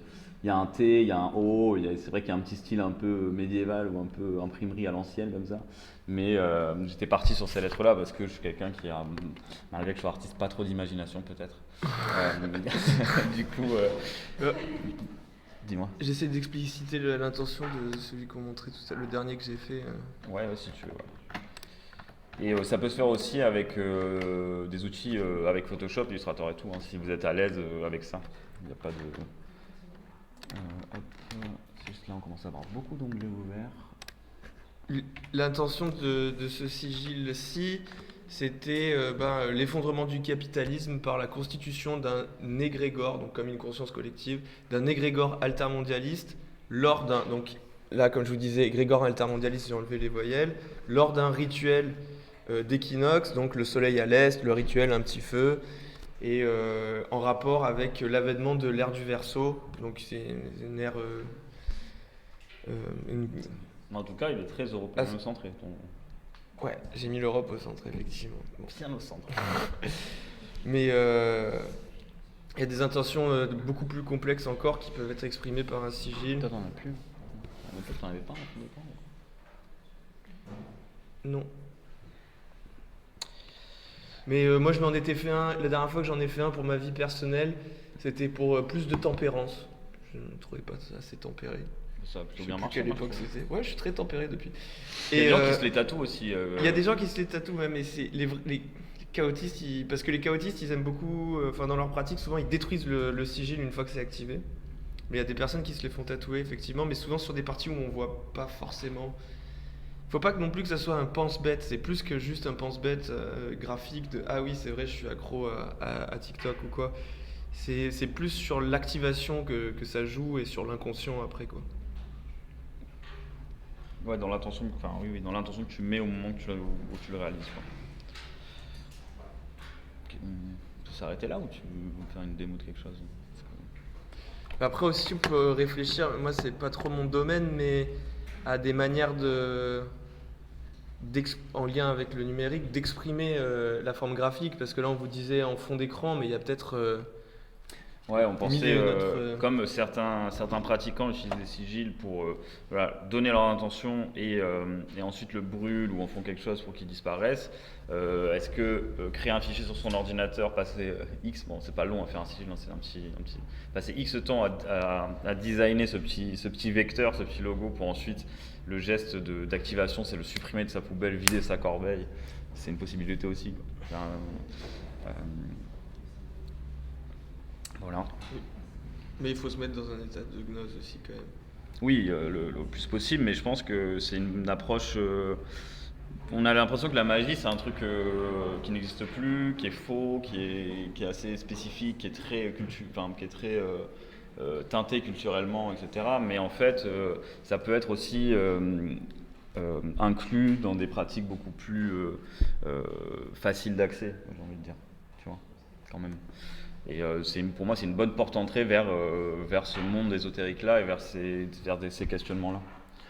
Je ne sais pas si vous avez des questions, vous voulez vous avez peut-être des choses que vous voulez qu'on précise ou quoi, ou des remarques. Mais voilà à peu près notre travail et nos questionnements, quoi. Je comprends pas comment faire le sigil. Justement, si tu ne le comprends pas, c'est parce qu'il n'y a pas vraiment de recette, tu vois. Parce qu'il y en a plusieurs. Si on se réfère à la Bible, en tout cas à Wikipédia,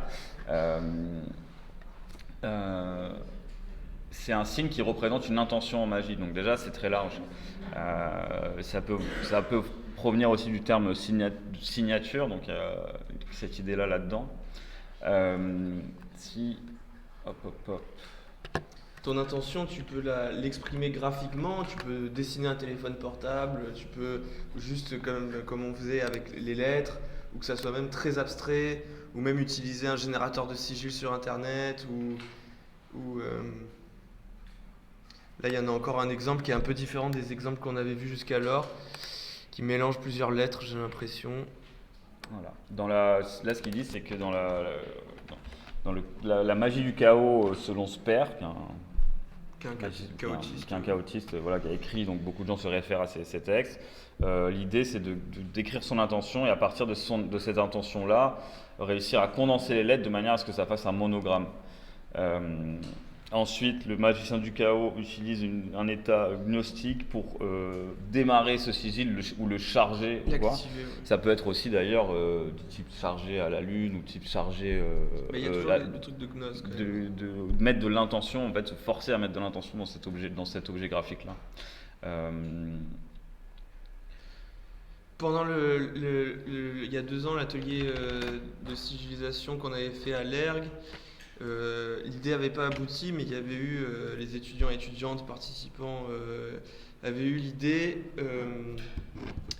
de formuler donc une intention collective, de virer les voyelles et donc d'avoir qu'une suite de consonnes impossible à lire par un humain, mais de le faire lire par un ordinateur, parce que les ordinateurs arrivent à faire des suites de consonnes comme ça, et d'essayer de répéter ça collectivement autour d'un dispositif électronique, et en fait d'essayer de se mettre en transe en répétant ces suites de consonnes prononcées par l'ordinateur, et en fait avec un système de son amplifié où au centre du cercle rituel, il y aurait eu une espèce de baffle et le sable, il y a une poussière métallique qui réagit particulièrement aux ondes, je ne sais plus laquelle, et en fait à chaque fois qu'il y a une onde sonore, ça fait comme un espèce de petit mandala qui se déplace. Je ne sais pas si vous avez déjà vu ça, mais le sable forme comme des figures géométriques, et en fait que cette espèce de transe autour de cette intention répétée en boucle fasse des formes dans le sable via le son,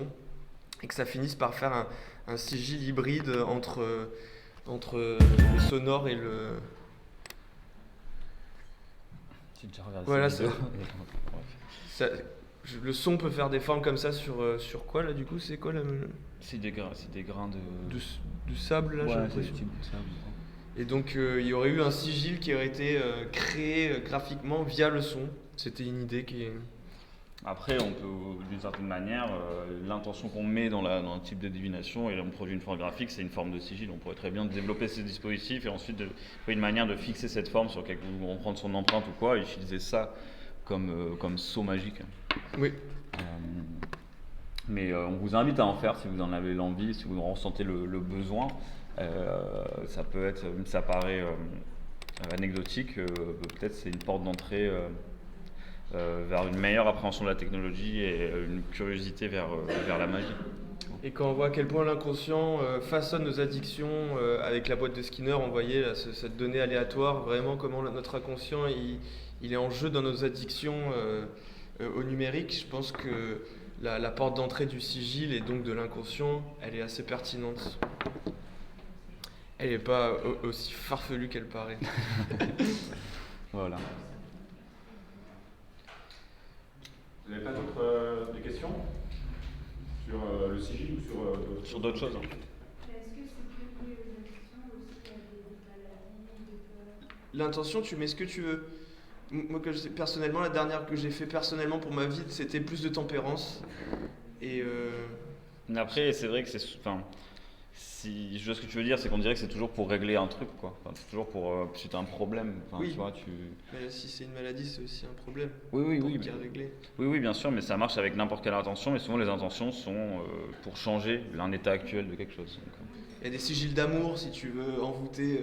Après, vous le savez, vous le savez ou pas d'ailleurs, mais c'est rarement préconisé dans la magie ou dans des cultures liées à la magie d'essayer d'utiliser par exemple des sigils ou d'autres techniques pour s'enrichir ou pour contraindre les gens, parce que quelqu'un tombe amoureux de soi, ça veut dire, on rentre dans des notions de consentement, etc. que vous connaissez certainement. Oui, tout ce qui va contraire les personnes et accumuler des biens matériaux, en général, c'est assez... Ça marche pas des masses. C'est un peu le côté obscur. Mais puis c'est quelque chose sur lequel tu n'as pas emprise, alors que ton inconscient, tes problèmes personnels, là tu as une emprise via des dispositifs qui jouent sur ton inconscient. Ça sert à rien de demander un nouvel iPhone, quoi. Ça peut marcher. Ouais.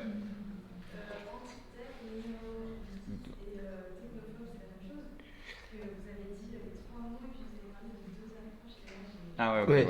Désolé, c'est qu'aussi nous même si on se prête souvent à cet exercice public, comme on passe beaucoup de temps ensemble, nous on se comprend très très bien. Parfois on oublie qu'il faut que les autres aussi nous comprennent. Est-ce que c'est la même chose Les néoludites, c'est les saboteurs. Clairement, il y a un truc de propagande par le fait, d'action. On pourrait, selon les lois européennes, appeler ça du terrorisme, clairement. Parce que, ou alors les néoludites, ils font aussi tu peux faire du néoludisme soft. Par exemple, nous, ce qu'on fait, on éteint il y a des petites manettes sur les façades des grands magasins qui laissent allumer toute la journée. Toute la nuit, pardon. Et en fait, cette manette, des fois, est très difficile à accéder, mais on l'éteint. Donc ça, c'est un acte néoludite. C'est un sabotage, bon, très soft, tu veux. Mais c'est vraiment un titre d'information, mais le dispositif dont on parle, c'est ça. C'est dès que vous voyez une ancienne lumineuse, à côté, il y a un petit boîtier comme ça avec un interrupteur. Et si vous avez un long balai, par exemple, avec un crochet au bout ou quelque chose, vous grimpez ou quoi, il suffit de l'éteindre et comme ça économise un peu de... Bon, ça c'est très soft, hein, mais de ça jusqu'à faire brûler les antennes poupettes. Et jusqu'à même, comme le cas donc sur la page néoludite de Wikipédia, on parle... il y a Luna Bomber qui est... Theodor Kaczynski qui est un néoludite mais qui lui a littéralement essayé de tuer des gens. Donc entre Boris...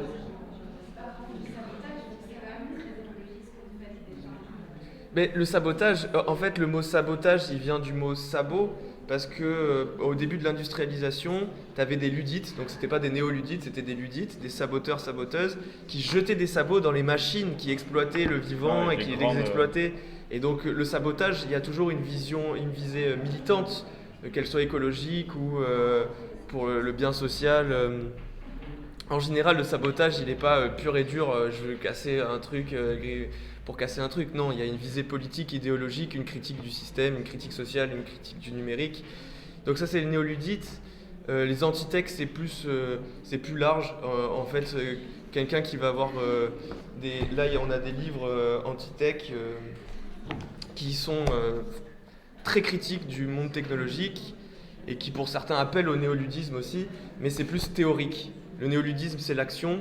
Les antitech, les antitechnologies, c'est plus les militants, militantes, plus large, où il y a la plus théorique. Les néoludites sont des antitech. Ouais. Et après, c'est des groupes et c'est des mots qui définissent différentes réalités. Parce que comme toi, tu dis, mais c'est pas du sabotage parce que c'est écologique. Tu vois, c'est ce que tu disais. Bah, ça dépend pour qui, parce que pour Monoprix, pour Monoprix, quand on va leur éteindre leur enseigne, ou tu vois, ou Deleuze, bah eux ils s'en foutent de l'écologie, eux ils voient ça comme du sabotage qui a empêché que leur magasin soit bien vu dans la ville. Quand Boris qui a brûlé une antenne, qui a brûlé 2 antennes, pour lui bah, c'est moins d'ondes, donc une meilleure biodiversité. Enfin, ça a plein d'impacts les ondes. Donc, pour lui c'est ça. Pour Orange ou les personnes Bouygues Télécom ou les gens dont il a abîmé la propriété, voilà. Pour eux, ils pourraient très bien dire oui, mais attendez, pendant 2 jours, les pompiers ils n'ont pas pu appeler, tu vois, ils n'ont pas pu s'appeler entre eux parce que vous avez brûlé une antenne. C'est toujours des questions de point de vue il n'y a pas de... Enfin, c'est des cases nous, quand on parle de technophobe, par exemple, ou d'antitech, c'est en opposition avec l'idée d'être aussi à fond, enfin, de prendre tous ces objets techniques et technologiques comme ça, sans se poser de questions, d'une certaine manière, et de toujours aller vers le progrès. Et la technophobie, c'est juste de rejeter les néoludites, et les antitech sont technophobes, quoi. Mais après, c'est des choses qui... Oui. Ouais, qui sont liés. Enfin, moi, d'une certaine manière, il y a des moments où je me considère néoludite ou ludite parce qu'il y a des choses qui m'oppressent et que j'ai envie de casser, en fait, tout simplement. Mais à côté de ça, comme je vous le disais, je passe ma vie sur mon ordinateur. C'est pas incompatible non plus. Non. Et après, tu parlais de l'écologie et du sabotage. Moi, je me considère plutôt plutôt porté sur l'écologie. Après, est-ce que envoyer des bombes à des gens qui sont des directeurs de compagnies aériennes, est-ce que j'irai jusque là pour protéger la planète? Je sais pas, parce que à la fois peut-être, parce que moi je vois pas trop le souci, mais en même temps, est-ce que c'est des actions qui servent à quelque chose?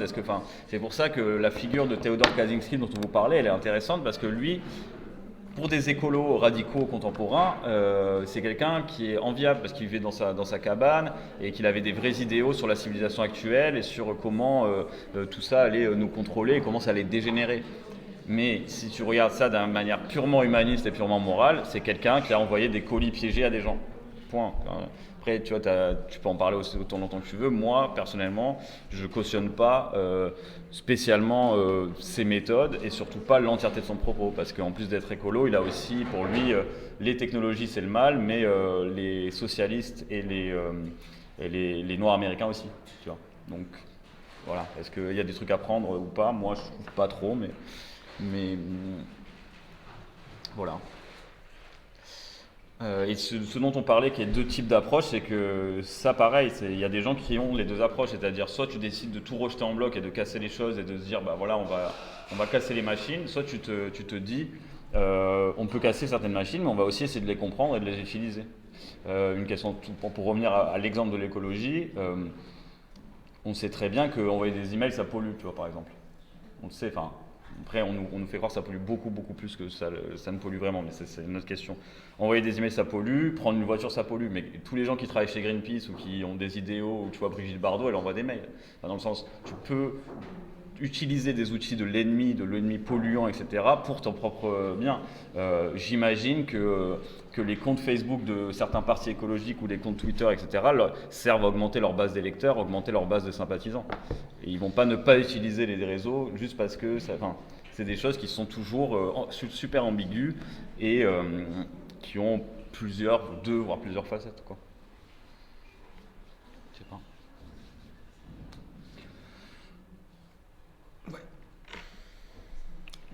Est-ce qu'il y a une dernière question ou on s'arrête là?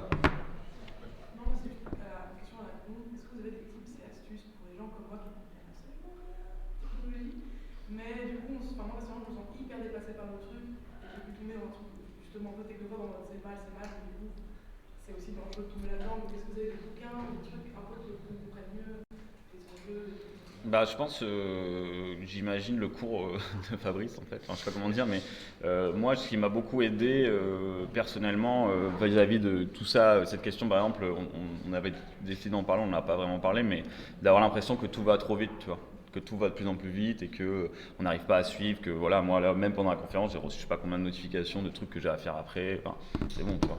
Mais des tips je sais pas, mais en fait déjà comprendre l'histoire moi je trouve, enfin, personnellement en tout cas, comprendre l'historicité des moyens de communication en allant du livre, tu vois, en allant du livre, en passant par la radio, en allant jusqu'ici, etc. Déjà ça permet de comprendre que voilà, les outils de communication, c'est utilisé par la religion, c'est utilisé par des gens qui ont besoin de faire de l'argent, c'est utilisé mais aussi dans chaque médium de communication, il y a de la résistance, ça marche pas toujours. Il y a des lois sur la propriété intellectuelle qui sont ensuite bypassées en Belgique. Enfin, il y a plein de choses et c'est vraiment, moi je trouve, l'histoire, essayer de se renseigner le plus possible sur les prémices par exemple de l'informatique et tout. Moi ça c'est des choses qui pour moi me permettent de mieux naviguer tu vois, dans le monde contemporain. Mais ta question, moi, elle me renvoie à quelque chose qui... Moi, je suis pas du tout technophile, j'ai pas de smartphone, je comprends rien à ce que Martin bricole, mais vraiment rien du tout. Je lui demande toujours des trucs super basiques. Et comment on ouvre ça, s'il te plaît, Martin? Il m'assiste depuis 15 ans sur des trucs très débiles.